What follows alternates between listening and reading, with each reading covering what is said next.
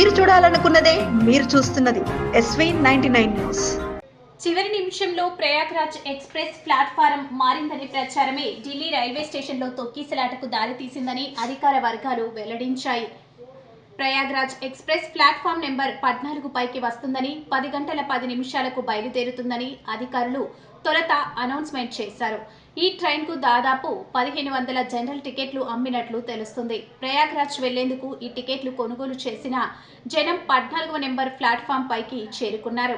అదే ప్లాట్ఫామ్ పైకి రావాల్సిన స్వతంత్రత సేనాని ఎక్స్ప్రెస్ 13వ నంబర్ ప్లాట్ఫామ్ పైకి రావాల్సిన భువనేశ్వర్ రాజధాని ఎక్స్ప్రెస్ రైళ్ల కోసం అప్పటికే ఆయా ప్లాట్ఫారంలపై పెద్ద సంఖ్యలో జనం ఉన్నారు. ఆ రెండు రైళ్లు ఆలస్యం కావడంతో ప్లాట్ఫామ్లపై రద్దీ పెరిగిపోయింది. రాత్రి 9 గంటల 55 నిమిషాలకు ప్రయాగ్రాజ్ ఎక్స్ప్రెస్ మరో ప్లాట్ఫామ్ పైకి వస్తుందనే ప్రచారం జరిగింది. ట్రైన్ బయలుదేరడానికి ఎక్కువ సమయం లేకపోవడంతో ప్రయాగ్రాజ్ వెళ్లేందుకు 14వ నెంబర్ ప్లాట్ఫారంపై వేచి ఉన్న జనమంతా మెట్ల వైపు కదిలారు. రద్దీ ఎక్కువగా ఉండటంతో కదలడమే కష్టమవుతుండగా రైలు ఎక్కడ వెళ్లిపోతుందనే ఆందోళనలో తోపులాట జరిగింది. మెట్లపైకి జనం ఒక్కసారిగా చేరడంతో తొక్కిసలాట చోటు చేసుకుంది. మహిళలు, పిల్లలు మెట్లపై పడిపోయారు. దీంతో జనం వారిని తొక్కుకుంటూ వెళ్లారు.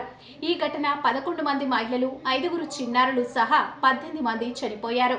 మరో 30 మంది ప్రయాణికులు తీవ్రంగా గాయపడ్డారు. కాగా ఈ దుర్ఘటనపై తీవ్ర విచారం వ్యక్తం చేసిన కేంద్ర ప్రభుత్వం బాధితుల కుటుంబాలను ఆదుకుంటామని తెలిపింది. మరణించిన వారి కుటుంబాలకు 10 లక్షల రూపాయల చొప్పున నష్టపరిహారం ప్రకటించింది.